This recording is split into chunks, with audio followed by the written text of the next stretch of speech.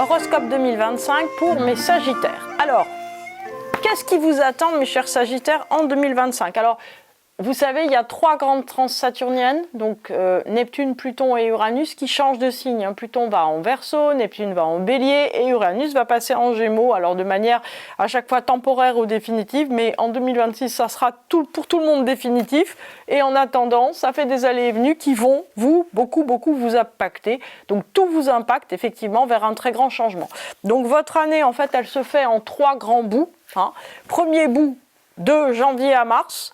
Vous alternez en fait beaucoup intérieurement un sentiment que vous maîtrisez tout et que tout va à votre idée avec tout à coup un abattement extrêmement puissant et l'impression que plus rien ne répond. Alors, ce qui est très amusant, si vous voulez, en fait, enfin, si on peut dire amusant, c'est que vous suivez plutôt en Verseau avec des à-coups absolument phénoménaux, c'est-à-dire qu'on a l'impression d'une vieille voiture qui a énormément de mal en fait à se lancer, qui avance comme une trompe pendant 5 mètres, poum, plante, et à nouveau, il faut lui donner des coups de manivelle et elle réavance et elle bloque, etc. Donc, c'est vrai que vous aurez l'impression d'avoir une énergie intérieure un peu instable.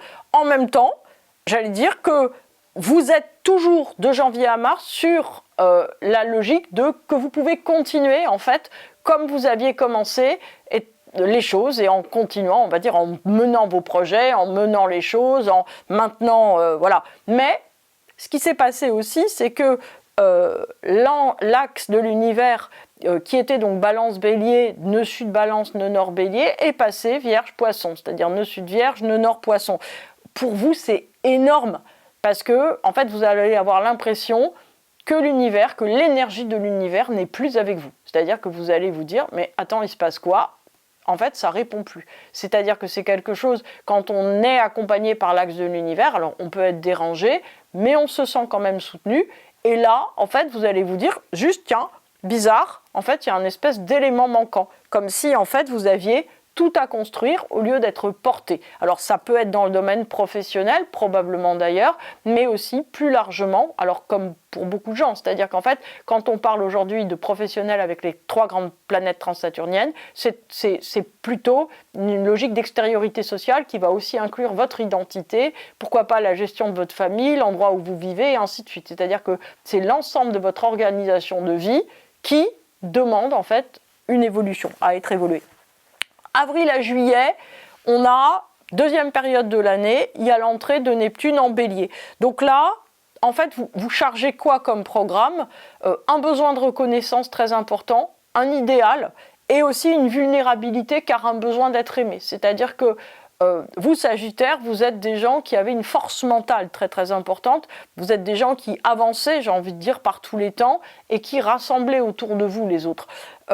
Avec cette entrée de Neptune en Bélier, vous allez vous sentir, j'allais dire, envahi par une espèce d'énergie de bisounours. Vous voyez, comme si en fait vous aviez terriblement besoin tout à coup qu'on vous dise que vous êtes le plus beau, la plus belle, le plus grand, la plus grande, le plus super, le plus incroyable.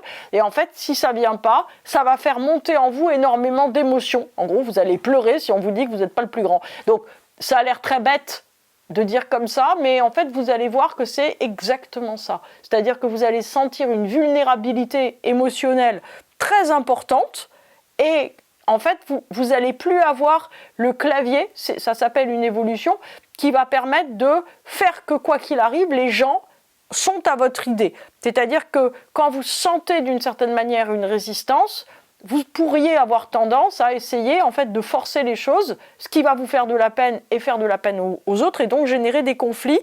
Plus vous aurez avec ce Neptune en Bélier des doutes sur la direction, puisque en fait on vous demande aussi de changer la direction. Alors, c'est quoi le bénéfice pour vous de Neptune en Bélier ? Assurément, un agrandissement de conscience. Vous savez, c'est l'histoire de plus, en fait, on intègre ses émotions et comment on fonctionne, etc. Plus on est fort, plus on est structuré, plus on est capable, en fait, d'accueillir des choses et d'être véritablement puissant. En plus de ça, c'est très important pour vous d'avoir une véritable reconnaissance, c'est-à-dire d'être reconnu, d'avoir, j'allais dire, la sensation d'une réussite, d'un accomplissement. Donc les succès que vous avez, qu'ils soient, j'allais dire, prodigieux ou que vous les jugiez pas assez grands, quoi qu'il en soit, ne sont plus suffisants. C'est-à-dire que qu'est-ce qui manque ? Pas forcément, j'allais dire, qu'ils soient plus grands. Il manque en fait l'accord des autres, c'est-à-dire qu'il manque l'adhésion des autres, il manque d'une certaine manière une approbation publique, une reconnaissance qui est très importante parce que seule cette reconnaissance peut vous donner, ça peut être une notoriété pour certains Sagittaires, mais seule, j'allais dire, cette adhésion à vous, à vos projets, à ce que vous avez réalisé, à ce que vous voulez réaliser, pourra faire, j'allais dire, votre confiance en vous. En fait, vous ne pouvez plus fonctionner seul. Bon. Donc, vous allez remarquer que sur la période de avril à juillet, les actions, elles sont très très fluides puis bloquées. On est toujours dans la voiture. Et vous, en fait, vous êtes globalement en résistance sur le fait de ne pas faire comme vous aviez l'habitude de faire. Ça répond pas, en fait. Quand vous faites ce que vous avez l'habitude de faire, ça donne autre chose. Vous voyez, c'est comme quelqu'un qui ferait un gâteau et qui se retrouverait avec un chapon à la crème, quoi. C'est complètement différent, si vous voulez, le résultat obtenu. De août à décembre, on a l'entrée en scène du 3e larron qui est Uranus en Gémeaux, qui va accentuer énormément, comme s'il y en avait besoin, le rôle de Neptune en Bélier. Donc, qui va l'accentuer comment ? En fait, vous supportez plus d'être isolé. Vous avez besoin, en fait, de retrouver un rôle de leader et un entourage affectueux et affectif dans votre vie et vous ne savez pas forcément où aller. C'est-à-dire que vous avez énormément d'idées, mais ces idées ne mènent pas à des résultats qui vous semblent nets. Donc, en fait, la fin d'année, elle pourrait être porteuse en fait de beaucoup de conflits relationnels, faute d'être conscientisée. Donc là, je vais beaucoup vous embêter sur le fait qu'il faut avancer.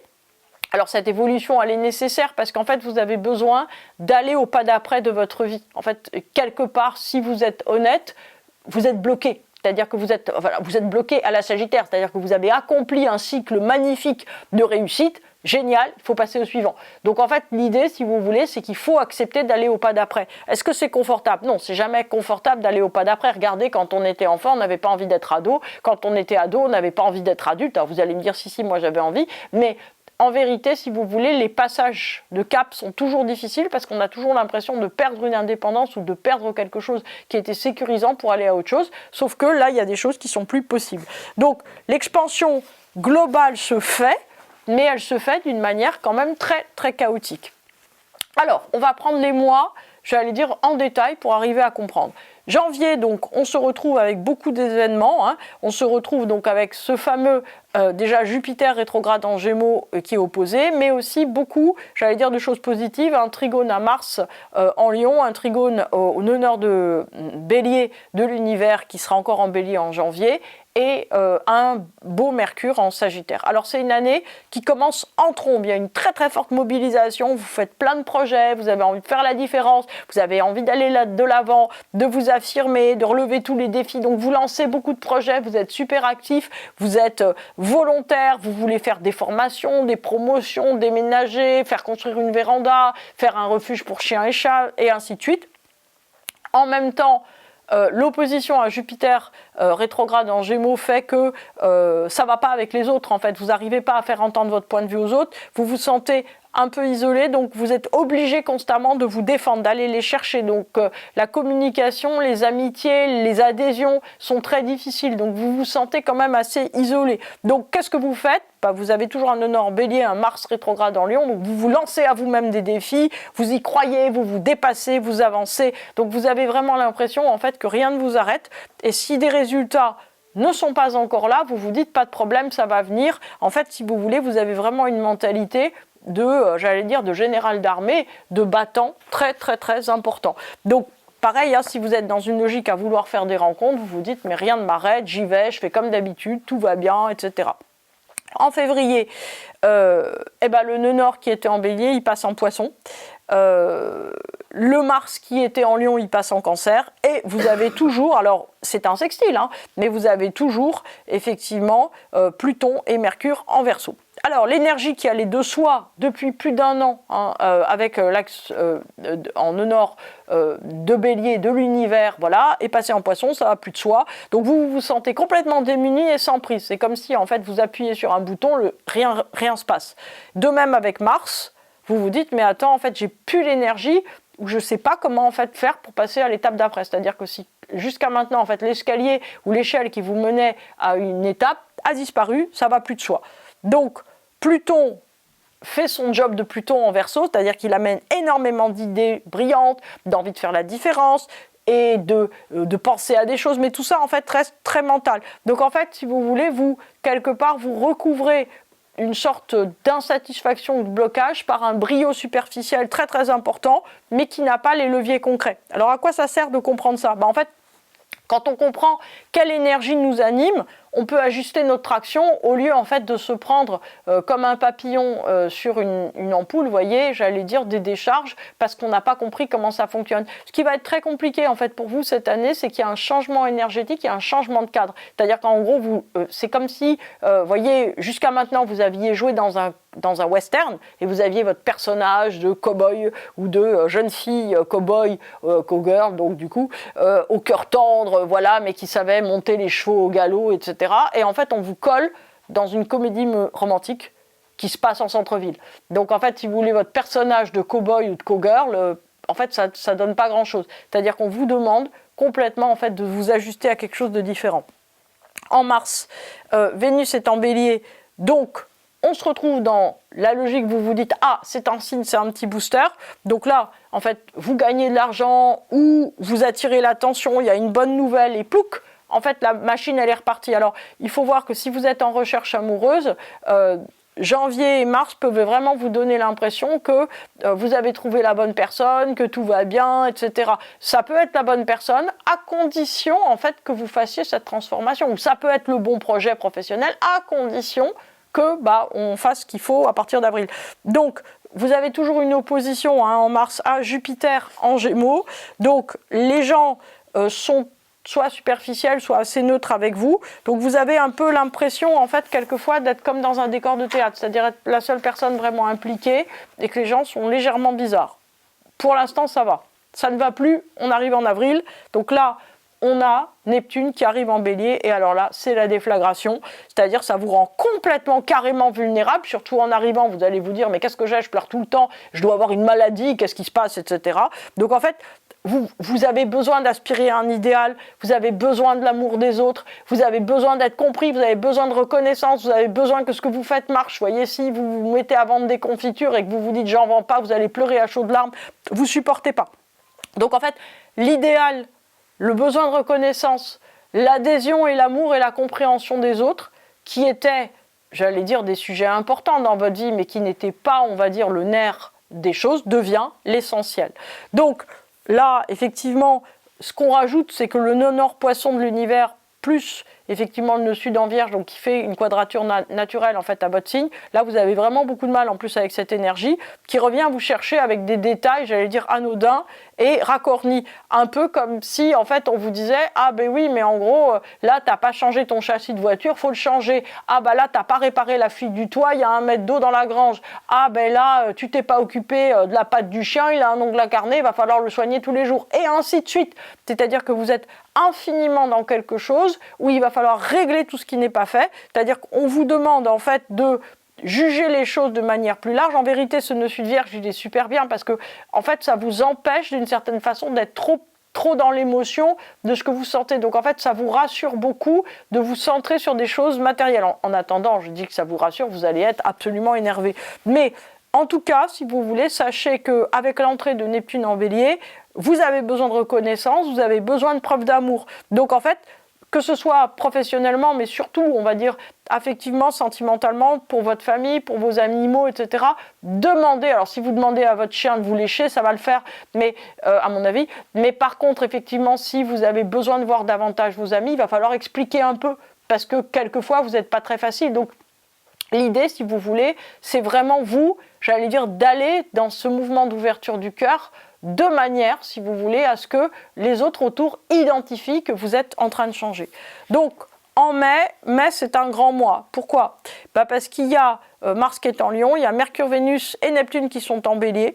Donc, et il y a toujours l'opposition, effectivement, à Jupiter en Gémeaux. Alors, numéro 1, premier temps de la valse avec Neptune, Mercure et Vénus en Bélier. Tout à coup, si on est dans une logique sentimentale, là, si vous voulez, il peut y avoir une très très grande rencontre ou il peut y avoir une re-rencontre. C'est-à-dire que si vous aviez déjà rencontré quelqu'un dans l'année, vous pouvez vous dire c'est vraiment la bonne personne. Parce que tout à coup, vous allez comprendre ce qui est à faire. Avec l'arrivée en fait de Vénus et Mercure, vous allez comprendre, il y a comme beaucoup d'énergie, beaucoup d'affirmations personnelles, vous allez comprendre que effectivement, on vous demande de vous dédier à quelque chose. C'est-à-dire que en même temps, le danger, c'est que vous essayez de faire rentrer votre demande affective, votre besoin de reconnaissance dans la vie déjà existante. Ça ne va pas marcher. En fait, il va falloir démembrer, déstructurer, ouvrir, refaire, agrandir votre vie concrète, matérielle, pour y faire rentrer ce gros Neptune et pas essayer en fait de le couper en morceaux pour qu'il rentre à l'intérieur. Donc, l'idée, si vous voulez, c'est de trouver l'idéal de votre vie. L'idéal de votre vie, ça ne peut pas être peindre ma véranda. Il va falloir trouver quelque chose, on va dire, de beaucoup, beaucoup plus grand. J'ai pas de véranda, je tiens à le dire. Bon. Deuxième temps de la valse. Mars en Lion vous aide en fait et vous donne énormément de charme, de charisme, de courage à mettre au service de vos convictions. Donc la grande question, si vous voulez, c'est que vous avez des qualités, personne n'en doute, mais au service de quoi vous les mettez ? Parce que Neptune en Bélier voudrait vous emmener beaucoup plus loin et en fait, si vous ne le suivez pas, vous allez vous sentir mal aimé, maltraité, etc.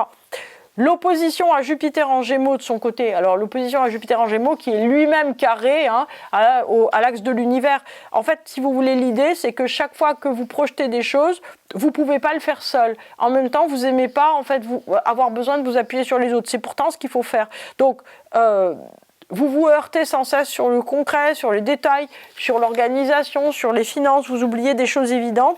Parce que en fait, vous ne mettez pas le but en premier. Donc le but, si vous voulez, du jeu, c'est vraiment d'arriver d'une certaine manière à remettre, on va dire, l'organisation dans le bon sens et à mettre ce grand but en premier, de manière, on va dire, à ce que tout se place. Mais le but, si vous voulez, il comporte les autres, c'est-à-dire la place que les autres ont dans votre vie. C'est-à-dire que pour que les autres vous reconnaissent, alors oui, vous avez du charme, oui, vous avez du charisme, oui, vous êtes mignon comme un cœur, vous êtes très intelligent, mais ça ne suffit pas. En plus, si vous voulez, il faut leur faire une place dans votre vie et comprendre que vous avez besoin d'eux comme d'une pierre angulaire. En juin, on entre dans une période qui est un petit peu moins facile. On a toujours Jupiter et Mercure en Gémeaux en opposition, un trigone à Neptune et Saturne en Bélier, plus un trigone à Mars en Lion. Alors, on commence par le début, Saturne vient d'arriver en Bélier, donc l'affirmation de soi, en fait, n'est pas aussi évidente que prévu. C'est-à-dire que, en fait, vous voyez que concrètement, les idéaux, le besoin de reconnaissance, le besoin d'être accompagné, ça ne va pas se faire à vos conditions, mais aux conditions des autres. Donc, en fait, vous devez changer complètement de personnage et de conviction. Et en fait, si vous acceptez de faire ce changement, tout ira pour le mieux. Si ce n'est pas le cas, non. Donc maintenant, on a Mars également qui est en Lion. Donc c'est vrai que ce mois-ci, alors vous êtes aidé ou pas aidé, c'est deux manières de voir. C'est-à-dire qu'en tout cas, quand vous lancez quelque chose, ça se fait. C'est-à-dire que votre volonté d'application, d'expression, elle est très active. Est-ce que c'est pour le mieux ? Je ne sais pas. En tout cas, ça répond. Attention par contre, parce que Jupiter et Mercure sont opposés en Gémeaux, donc la communication et le rapport avec les autres, ça ne va pas. Elle est vraiment, si vous voulez, très très difficile. Juillet, alors ce mois-ci, en fait, on est dans un mois qui est moins fluide. Pourquoi ? Parce qu'il y a un carré à Mars en Vierge, donc qui relaie le nœud sud en Vierge de l'univers. Il y a toujours ce trigone, mais qui vous embête, à Saturne et Neptune en Bélier. Donc, vous êtes bloqué. Pourquoi ? Parce que vous devez avoir l'opportunité d'agir et de réfléchir. Donc ça peut être un blocage qui vient avec une entorse, par exemple. C'est-à-dire qu'en fait, il y a des choses et des choix importants à faire. C'est-à-dire qu'en fait, il va falloir changer de direction sur votre idéal de vie. C'est-à-dire que concrètement, il faut que vous revoyiez vos buts, vos priorités, que vous fassiez une place aux autres dont vous attendez la reconnaissance. Qui vous voulez, en fait, qui, j'allais dire, soit complètement supporteur de ce que vous faites, pour faire un anglicisme. C'est la question que vous devez vous poser, parce que c'est ces personnes-là que vous devez aller chercher. En août, nous voilà dans le désastre, si j'ose dire. Uranus en Gémeaux arrive, donc le lien avec les autres, bon pour vous c'est en opposition, hein. Donc le lien avec les autres qui était difficile depuis quelques mois parce que vous vous sentiez relativement frustré, incompris, bloqué, va être ici mis complètement au devant de la scène. Donc c'est à prendre en compte, c'est-à-dire que numéro 1, il faut prendre les autres en compte, puis vous, et non pas vous, puis les autres. En fait, c'est cette inversion-là qu'il faut arriver à faire. Donc, avec le Mercure en Lion, vous pensez très justement, c'est-à-dire que vous analysez tout bien, mais indépendamment des circonstances et de l'évolution intérieure, c'est-à-dire de la fragilité que vous sentez. Donc, c'est en fait ça qui ne fonctionne pas. Donc là, on a Saturne plus Neptune qui rétrograde, toujours en Bélier, mais ça veut dire que vous devez tenir en fait vos positions d'affirmation d'une manière différente. En fait, vous devez reconnaître tout simplement, alors si on est dans un cadre professionnel, que ça ne fonctionne plus, vous ne pouvez pas continuer comme ça, il va vraiment falloir changer de direction et en fait on n'a pas vraiment le choix sur le fait qu'il faut changer de direction. Donc inutile de dire que ce n'est pas le moment en fait de prévoir des grands voyages, des grands projets, des loisirs, etc. C'est le temps en fait de vous coller au fait de réfléchir vraiment à votre vie. Et à la changer, en fait, c'est pas tellement réfléchir parce que ça, vous faites ça bien. C'est vraiment changer des choses, prendre des décisions qui vont bouger des choses. Sinon, vous verrez que de septembre à décembre, en fait, ça va péter. Donc, on a, en septembre, on a Saturne, on a les mêmes, hein, c'est-à-dire qu'on a Saturne rétrograde, Neptune rétrograde en Bélier, en Trigone. Donc, il y a plus une opposition à Uranus en Gémeaux, qui fait lui-même un carré à Mercure en Lion. Alors, qu'est-ce que ça veut dire ? Ça veut dire que soit les conflits latents doivent être réglés, soit ça risque vraiment, on va dire, de dégénérer. Donc il y a beaucoup d'opposition. Pourquoi ? Parce que vous vous sentez plus bien dans votre vie. Donc en fait, on est dans une logique de bras de fer et vous devenez en fait susceptible à force de vous sentir pas aimé, pas suffisamment aimé. En octobre, on a Neptune et Uranus qui sont en train de rétrograder. Donc, on est moins dans le vif, il y a une pause. Hein. C'est toujours la même chose, c'est-à-dire que, si vous voulez, c'est comme un effort, j'allais dire par exemple qu'on fait en sport, c'est-à-dire qu'on est toujours dans le mouvement, mais ça ralentit un peu pour reprendre des forces. Donc, si les choses n'ont pas explosé, on est dans un répit, mais le sextile à Pluton en Verseau fait que véritablement, on vous attend sur le fait de changer de voie, quoi. Là, les gens autour commencent de dire, voilà, on ne vous sent plus exactement dans cette logique, il faut changer quelque chose. Si vous êtes en couple, c'est très important en fait de tenir la relation et d'accepter de changer. Alors, en novembre, on a Mercure en Sagittaire qui fait une opposition à Uranus en Gémeaux. Donc là, les enjeux se reposent car vous souhaitez absolument avoir raison. Merci Mercure en Sagittaire. Et en fait, ça peut faire monter beaucoup les discussions. Décidément, en fait, on voit vraiment que quelque chose est à comprendre dans votre rapport au monde qui ne peut plus se faire selon, on va dire, la tonalité que vous souhaitiez avoir. En décembre, on a Lilith plus Mars qui sont en Sagittaire, qui fait un carré à l'axe des nœuds du monde. Donc la pression qui monte en fin d'année, elle est vraiment importante parce que vous essayez de faire plier à tout prix. On est vraiment dans cette logique de bras de fer. Donc en fait, la chose très importante, si vous voulez, c'est d'accepter, j'allais dire, vous de changer, de sortir du bras de fer. Vous savez, utiliser la force du monde extérieur, utiliser la force de l'adversaire pour changer. Et vous êtes poursuivi évidemment par le nœud sud en Vierge qui, effectivement, passe son temps en fait à vous occuper. Sauf que, si vous voulez, l'idée très très importante, là, ça va être de changer complètement, on va dire, dans votre rapport au monde, à votre but de vie, aux autres, etc. Bon, vous avez compris.